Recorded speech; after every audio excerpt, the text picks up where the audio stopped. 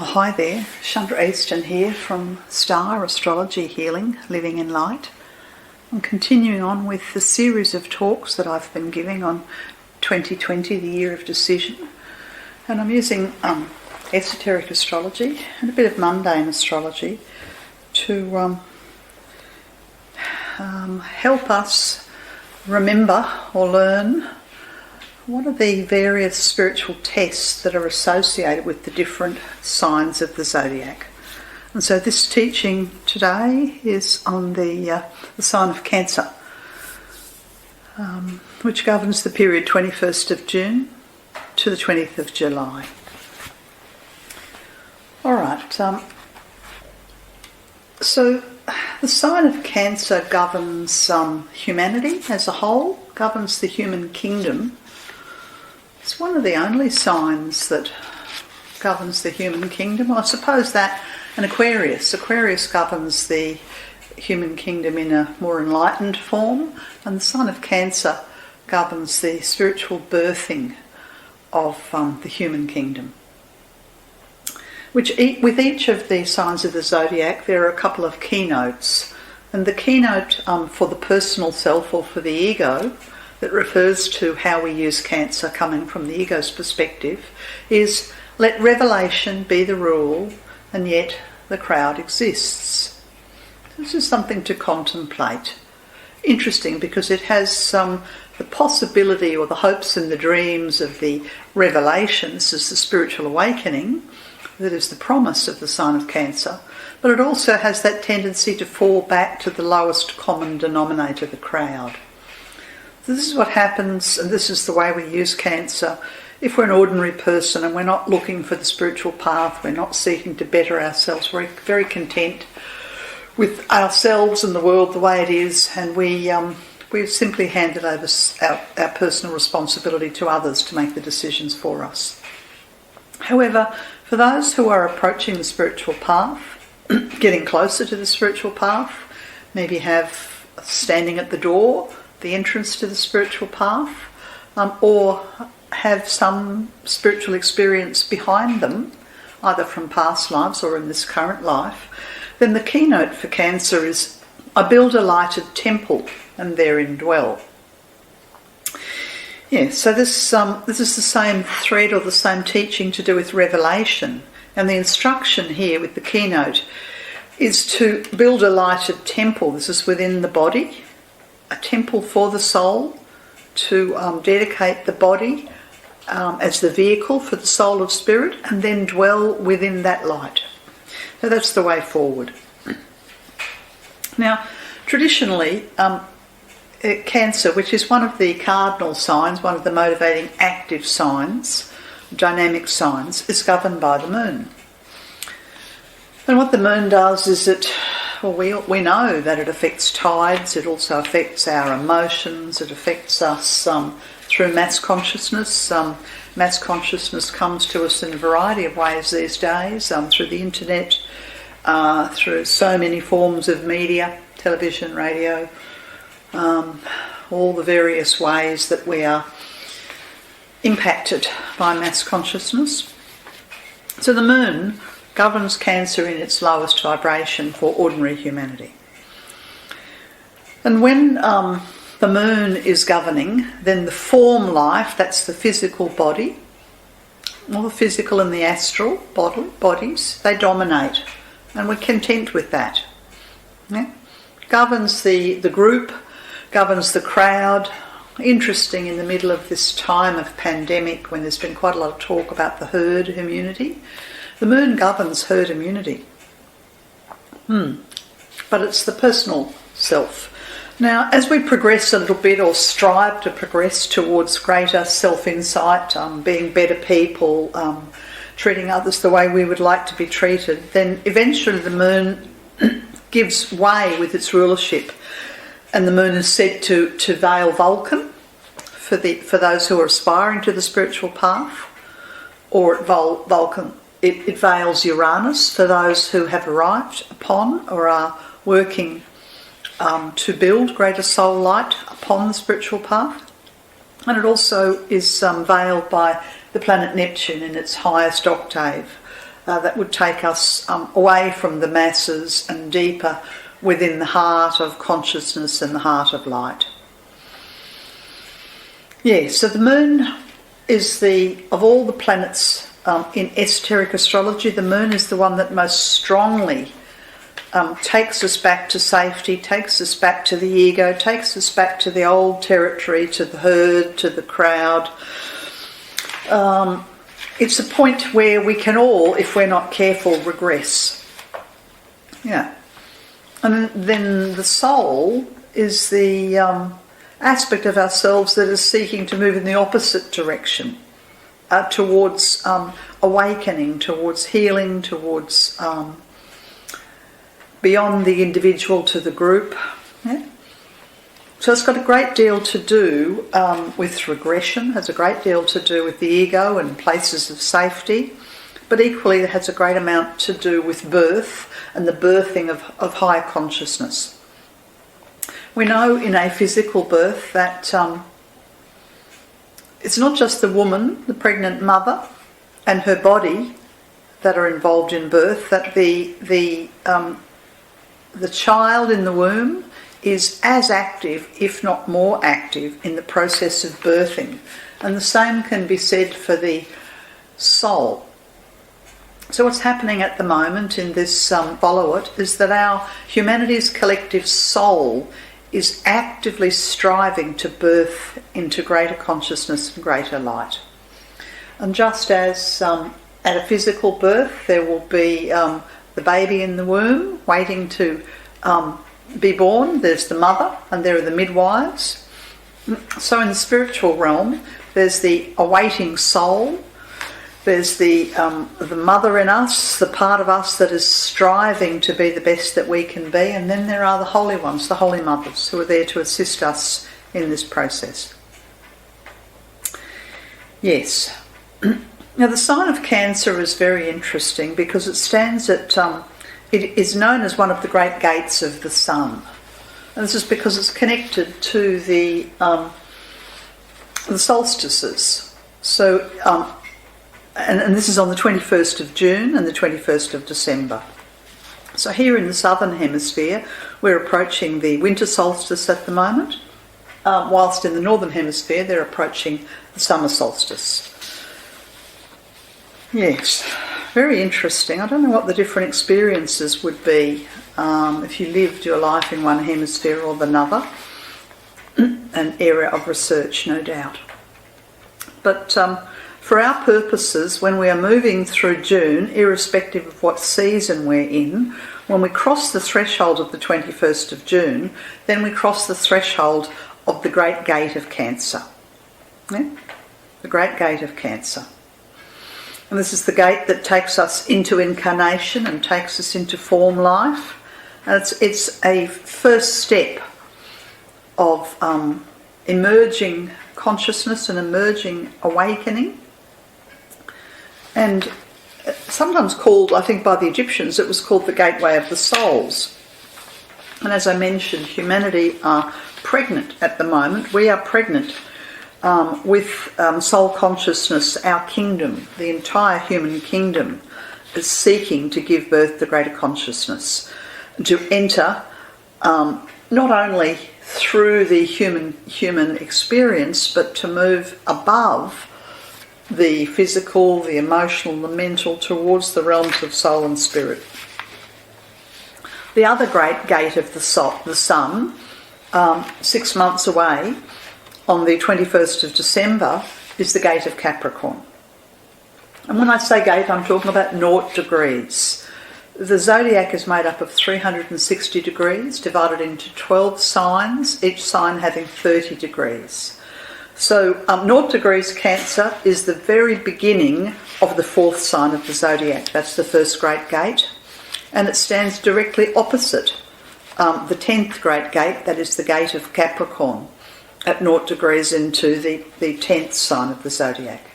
Now the opposite is true for Capricorn. Capricorn is the door or the gate to the higher way, the higher path of unity with the soul, the higher path of initiation, the higher path of connecting and entering into a conscious relationship with the holy ones.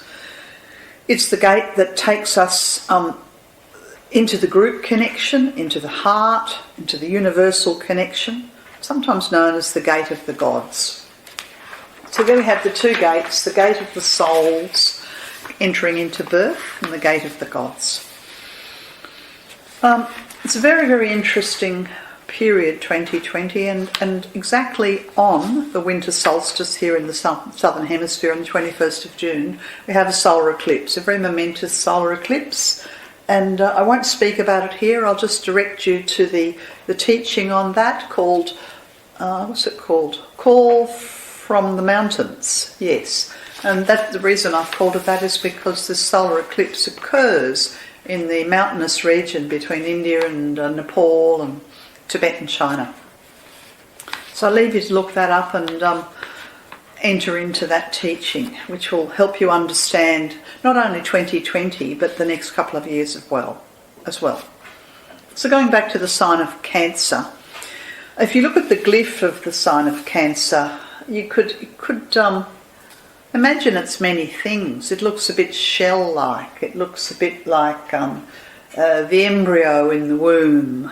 It looks like a person sleeping. It's two interlocking figures. And what's meant to happen is that we move around and around and around and through the various signs of the zodiac, incarnating in sign after sign after sign, hopefully developing more awareness and eventually soul consciousness and soul awareness. And slowly but surely the movement through the signs of the zodiacs, whenever we get to the sign of Cancer, we have an opportunity to turn the circle into a spiral. Yes. And if we manage here in this early part of the 21st century to turn the circle of evolution into an upward spiral, then we'll harness the energies of ascension, and we'll harness the energies of Lady Isis, and we will grow in soul stature as a kingdom. This is also a very interesting subject, and again I refer you to a talk on this matter, and the talk on my website or my YouTube channel is called Children of the New Civilization. It's an hour-and-a-half talk that explains this momentous changing of the guard between the age of Pisces and the age of Aquarius. All right, okay, now the constellation Argo is a constellation that is in the region of the sign of Cancer in the heavens. However, constellation Argo is an enormous constellation, and it spans how many? Cancer, Leo, Virgo, Libra, Scorpio, Sagittarius, Capricorn, 7 signs of the zodiac. And the ancients referred to it as Argo the ship. Yes. And esoterically, what we understand from this is that the experiences that our souls are trying to teach us as we enter into the Cancerian incarnation, so this could be if you have your sun in Cancer, or you have your moon in Cancer, or you have your rising sign in Cancer, or you have your ruling planet in Cancer, is that it's probably going to take us several incarnations until we arrive at the sign of Capricorn, somewhere down the track. And the movement from the sign of Cancer to the sign of Capricorn is a movement out of the herd, out of the masses, through intuition, and into soul light, and into deeper and deeper connection to the group heart and the universal heart. Yeah, some of the old images for the constellation Argo show that there's a prow with the ram's head, the ram's horn, sitting at the front of the ship, and then at the back of the ship, right at the end, we have the fish's tail. So the ancients realised that Argo had a great connection to this movement through the entire zodiac of the human kingdom. Now, the strongest, the brightest star in the constellation Argo is Canopus. Now, I was going to look that up, and do you think I can remember where it is? Somewhere in Cancer. And Canopus is very interesting because the Egyptians had great reverence for the fixed stars we're talking about here, around the sign of Cancer. And this is because it was connected to the fixed star of Sirius, and I'm pretty sure Canopus also were known as the heliacal, I'm not sure if that's how you pronounce it, stars, and they rose above the Nile to let everybody know that the flood was coming. And of course the flood brought life to Egypt. It's a country and a nation who live in the middle and surrounded by desert. And without the flood there was no life. And for this reason, Canopus and Sirius are highly revered in the ancient Egyptian tradition. And Canopus in particular is associated with the mother god. And in more of the European mythology, this is connected, she's connected to Bridget in the Celtic mythology. Now the Egyptians have what are known as canoptic jars, and when they embalmed their pharaohs, because they had a great spirituality associated with the safeguarding of the passage of the soul from the physical body after a person had died through the underworld to the realms of soul and spirit. And in order to ensure this safeguarding, the process of mummification and the sarcophagus and the canoptic jars were all part and parcel of the rituals and the traditions. And the canoptic jar was where the heart was placed, and then placed inside the sarcophagus of the royal family members or the pharaoh. And they were protected and looked over by Anubis, the god of the underworld, to ensure safe passage. And so here we are at the moment with the end or the death of the age of Pisces, and we're seeking safe passage to awaken the Christ child within us, irrespective of one's religion. When I say the Christ child, I mean the heart of goodness, the heart of love. So our goal for humanity is to move through this journey, just as the pharaohs did, from death to life, from the physical world through the underworld to the realms of immortality. Yes, and therefore the transition through the period of Cancer, it requires great protection. Otherwise, because what's happening is that we're going through the apparent darkness. And Cancer is interesting, is that the zodiacal, the constellation of Cancer simply does not have bright stars like many of the other constellations. And this movement from instinct, which represents the herd or the body, through intellect, which represents the mind or the ego, towards intuition, which represents the soul, this is the task and the tests associated with the sign of Cancer. Yes, and the search for intuition is a very elusive search because one needs to harness and develop sensitivity and deep occult insights and wisdom. Otherwise we will miss the signs, we will miss the quiet voice of our soul. And once we can access and connect in to our intuition, then we have our inner guide, so that we know that we can safely arrive in the realms of spirit. There are a number of symbols associated with the sign of Cancer. The most commonly known one is that of the crab. And the crab's an interesting creature because it lives upon the earth, the physical realms, but it also lives quite happily in the water. And one of the tests, and some of the major tests of the sign of Cancer, is about moving from clear water to pure water. You could say moving through the astral or the psychic realms, the lower astral or the psychic realms, to the higher realms, the higher astral, wherein the soul can begin to descend and cast intuition towards us. From the Egyptian tradition, the scarab beetle is very strongly connected to the sign of Cancer, and I know that the scarab is known as Kephra in the Egyptian, is connected to life and connected to resurrection and connected to hope. Yes, so this theme of rebirth and reincarnation and resurrection and is there with the scarab. And just drawing upon that theme of I build a lighted temple and therein dwell.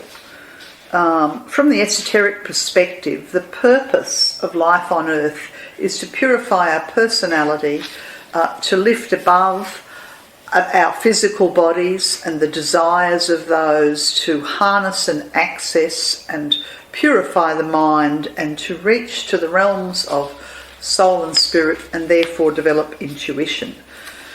And as we do that, then our soul can begin to inhabit our body, and this is the I build a lighted temple and therein dwell.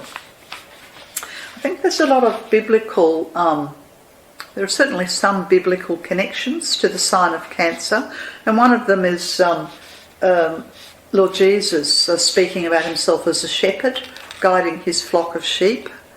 Now, esoterically, sheep are associated with Aries, one of the signs of spiritual aspirancy, whereas goats, on the other hand, are associated with the sign of Capricorn, spiritual maturity. Now, of course, this does not mean that if you're a Cancerian that you're stuck in the herd, or you're caught in the ego, or you're not evolved or not spiritual. It's far more complex than that. You can't apply it just to the sun sign. And similarly, it does not mean if your sun's in Capricorn that you're therefore spiritually evolved and you're a goat. No. It's far more complex than that. And this is the realm of esoteric astrology, as distinct from exoteric astrology. A vast subject. I'll leave that and continue on. I'm still talking about the constellation of Cancer. The strongest configuration in the constellation of Cancer is a fixed star known as the manger, also called the beehive, also known as Prosape, sometimes also known as the cradle of life. So some of these, and this is very bright, well, it's not very bright actually, because none of the stars in Cancer are bright. It's located in the head of the nebula, and it's associated with floods. So there's that theme of the flood again. The flood is very strongly connected to Sirius and ancient Egypt, and it's also connected to the fixed star known as the manger in the constellation of Cancer. I find it interesting, the other words of the cradle, because the cradle has that baby and that birthing and that mother energy. And the beehive, well, the beehive, I suppose, to me is my association with this is of great industry and sweetness. There are other links to what they refer to as the ass's tail, two tails, the ass's tail and the ass's head, that are very strongly connected into the biblical mythology, but I won't go into those. I'm just reinforcing the theme here that the sign of Cancer is associated with this birthing, this awakening, this entering into the cradle of human experience and knowing oneself to be part of a group beyond the mind, beyond the body, beyond the desires, beyond duality, and striving to lift oneself to the realms of spirit. Yes, now the fixed star Sirius that is there in the 15th degree of Cancer is known as the star of eternal hope, often called the dog star, very, very bright, visible star from the northern hemisphere. Yes. And interestingly, here at the moment, and every year on the 7th of July, within a couple of days either side of the 7th of July, our sun transits across the fixed star Sirius. So there's a Sun-Sirius conjunction, at the end of that first week of July. And I'm brought to mind here of, am I right in thinking that it's the Independence Day is the 4th of July? Yes, and I know in the Maitreya Theosophy tradition we work with and we celebrate and revere Lady Isis and also the Lord Master R on the 4th of July. So a significant time, and a time for humanity to find hope. And so this asks us to tune in and to find light, to find faith, to find hope, and to keep it safe as a light within our hearts.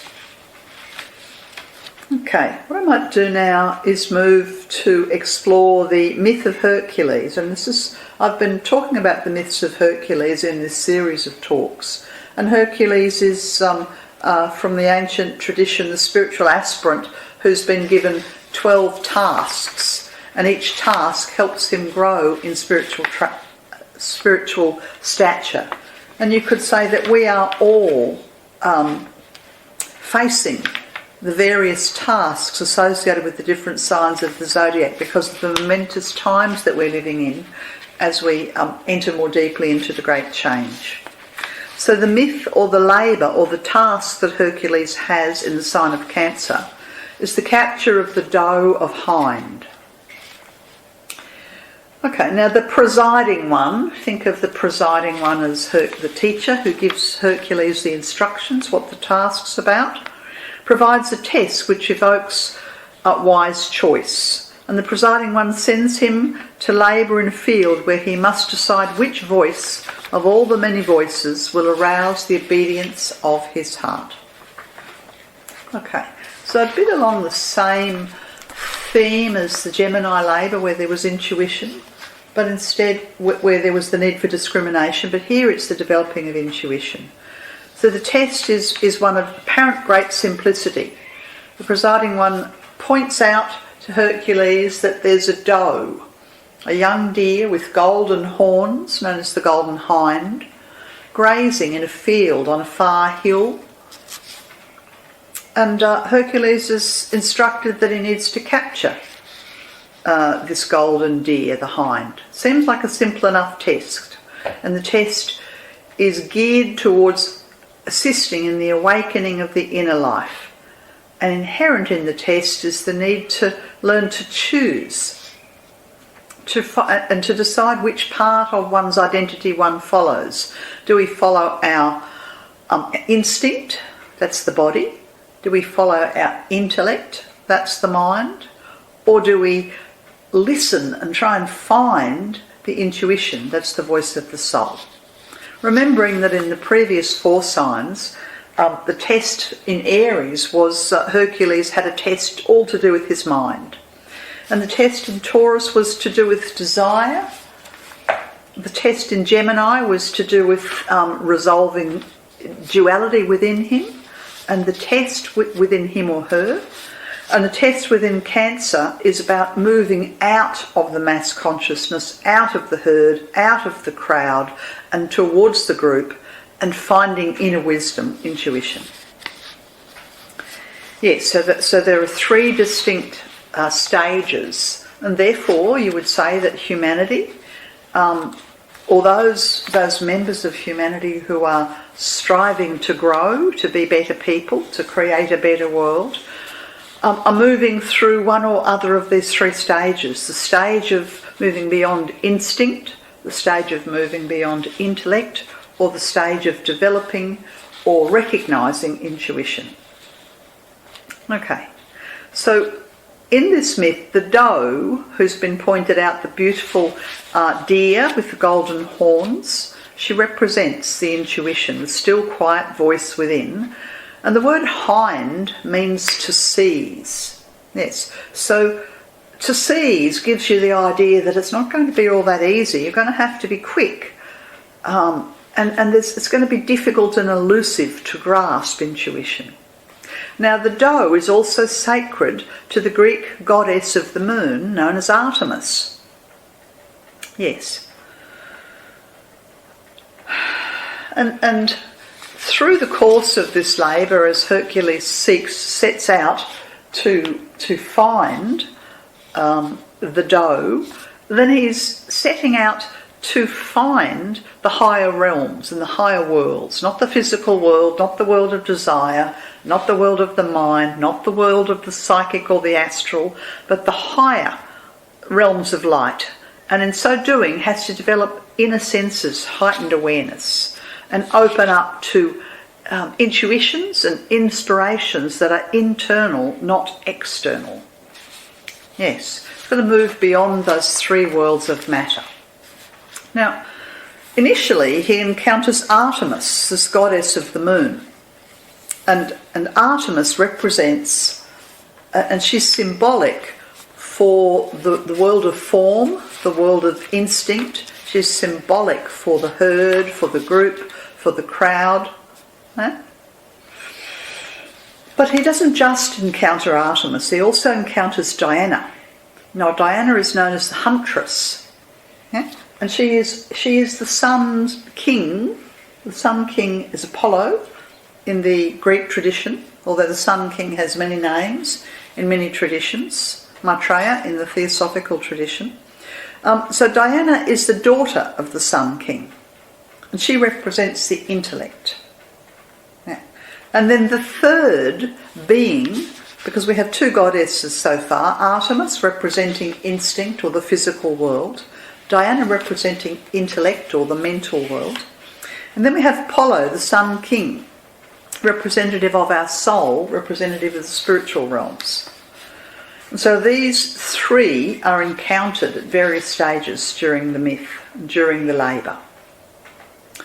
So the hind appears on the far hill, and at the same time Artemis and Diana also appear, and they both argue with Hercules, and they say, well, he can't search for the hind because the hind belongs to them, and they both claim the hind, the deer with the golden horns, for their own. They say that this deer belongs to the physical world, or she belongs to the intellectual world, and they're quarrelling over who owns the hind. So Hercules decides to leave them to it. It's a pretty good advice, really. Leave the body to its machinations, leave the mind to its machinations, and head off in the direction of the hind who's on the grazing on the far hill. Now it takes 1 year, and Hercules hunts the golden hind everywhere, uphill, down dale, across plains, through deserts, through forests, a whole year. This requires great persistence. So if we're seeking for our soul to speak to us and intuition to reveal itself, it's not going to happen overnight. It's going to take a whole season, a whole year, maybe several incarnations. Yeah. Eventually, he finds where the deer is grazing, had been grazing, and now he's gone deep into a forest, and he finds that the deer is sleeping by a lake, deep within the forest. So he takes down his bow and arrow, and he shoots at the deer, and the deer is wounded in the foot. Cannot run away. Okay. So Hercules then approaches the deer, picks it up, carries it over his shoulder, and is about to make off with it. Don't know where he's going to go with it, maybe take it home. But then he hears a voice, the spirit, the still, quiet voice. And the voice says to him that the doe does not belong to humankind. That is, that the doe belongs to the temple that he had previously seen in the far distance on that hill behind the doe. So he's instructed by the voice of spirit, that's the voice of his soul, yeah, this is his intuition, to carry it to the temple. So he carries the doe who's wounded, gently holding the doe close to his heart. And when he gets to the temple, he enters into the temple and he places the doe at the altar in the centre of the temple. And who should be at the temple but Artemis and Diana and Apollo, the three guides, you might say, who'd been there previously. And they're still arguing. Artemis and Diana are still arguing that this is their hind, this is their golden deer, that they want to take it back for service. They want this intuition of the soul, and they want to take it back in service to the physical world or to the body or in service to the mind. Yes, now this temple has a name. It's the sacred temple of Mycenae. I looked it up. It's an hour and a half west of Athens in the Peloponnese. Yes, and clearly very, very sacred place in ancient Greek mythology. A holy place.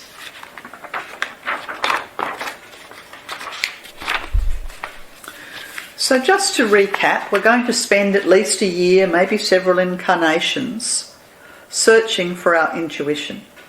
We're going to have to overlook the body that believes that the purpose of the search is to look after the body. We're going to have to overlook the mind that believes that the purpose of the search is to feed the mind. We're going to have to look everywhere, look high and low. When we find the intuition and capture it, then hopefully we will hear our own still small voice within that reminds us that the intuition is there to serve holiness, and that therefore we need to carry the intuition to the sacred temple. Remembering that the keynote for Cancer is I build a lighted temple and therein dwell. Okay, so there's a link between the temple on the far hill and our body, which is the temple. When we arrive at the sacred temple, as Hercules did, again the body and the mind will quarrel and argue for ownership and control of the intuition. Yeah? The ego doesn't give up easily. Yeah? If it can't stop us pursuing the light of our soul, the intuition, then it will try and claim it for itself. Okay, so here we are standing outside the sacred temple of Mycenae, and Apollo intervenes in the quarrel between Artemis and Diana. And he says point blank to Artemis, who represents the body and the herd and mass consciousness, well, that you're barred from the temple, you can't come in. Artemis has the wrong motivation, doesn't have enough purity, can't come in. To Diana, who represents the mind, one might say that represents the ego, is admitted and asked what can she see. So Diana enters into the temple, looks at the deer and pronounces that the deer's dead, the doe is dead. Fails to see the deeper esoteric wisdom. Yeah? So just by using the rational mind, we're going to get it wrong. The deer, in fact, looks dead, but is not dead. So then Apollo's quite happy because he thinks, right, well, clearly this is my doe, my deer. And Apollo then explains to Hercules that the doe does not belong to any member of the human kingdom, and it belongs to itself, to the realm of spirit. So at this point, Apollo feels that his task and his journey and his striving has kind of been for nothing. But then Apollo reminds him that his heart is welcome and in fact resides within the temple. And that even though he is a son of man, he is also a son of God. Hercules is part human and part divine, just as you are part human and part divine. So the teaching here for Hercules is that he finds himself. He finds his own holiness. He gives up the persistence of the body to gain control over spirit.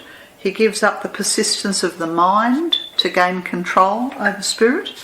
He gives up the persistence of the ego to possess soul or intuition for his own end. And he recognises and is welcomed into the temple, and is reminded that he is in truth an aspect of the Godhead, an aspect of the divine. The key to all of this is that when he carried the doe, he carried her against his heart. And by uniting the heart of intuition to the physical heart, we end up being united with the greater heart, with the realms of spirit. So Hercules then goes back empty-handed but wiser, and no doubt filled with more light, back to a discussion with his teacher, the presiding one. And the presiding one reminds him that the fawn, who represented intuition, and the carrying of the fawn to the holy place is a task that has to be performed over and over and over and over again. We don't just get it right by one act of intuition or one act of entering into the temple. We are invited into the temple. This is the cave within our hearts, the inner realms of holiness, and we are invited over and over and over and over again. And eventually we will become one with the temple within. We will become one with our soul. We will move and progress on the spiritual path, and eventually we will arrive at the opposite side of Capricorn, which is the other great gate that takes us, the gate of the gods, that will take us upon the higher way. Okay, so just to sum up here, for Hercules there was no success in this labour or this test until his instinct was transmuted into intuition. There was no success until he found a way of correctly using his intellect and to allow it to be guided by the intuition. And then the intellect forms a right relationship with the intuition. The intuition's role is to interpret and extend the intellect. This is into the higher mind. And through this, realisations occur. And when this expansion of intuition and realisations have occurred, then instinct, this is the physical elementals in the physical body, are subordinated into right relationship. We need the body in right relationship with the soul. Yeah. The body is the temple and the soul is the light that we must build, and build the lighted temple and then dwell therein. So I hope this has given you some insight into the sign of Cancer. And of course here in the middle of 2020 we have Pluto in the sign of Capricorn and Jupiter in the sign of Capricorn, and both of these planets have a great deal to do with the collapse of all the structures that have been built upon the sands of the material world, and everything that has been built upon a false premise is in the process of collapsing. But of course that's another talk. Lots of discussion around that in the teaching Call from the Mountains, and also in the talk Planetary Landscape for 2020. That's all for now. This has been Chandra Easton. Lovely to connect again. And of course, even though what I've been working with here is esoteric astrology that's broad and mundane astrology that governs, humanity and the year that we're currently in, esoteric astrology can be used for a variety of things to understand your life purpose, your relationships. I work with mundane astrology to help you understand your finances, your career. I work with medical astrology to assist you in gaining insight and therapeutic guidance for the physical body and chronic health conditions. Okay, that's all for now. Bye.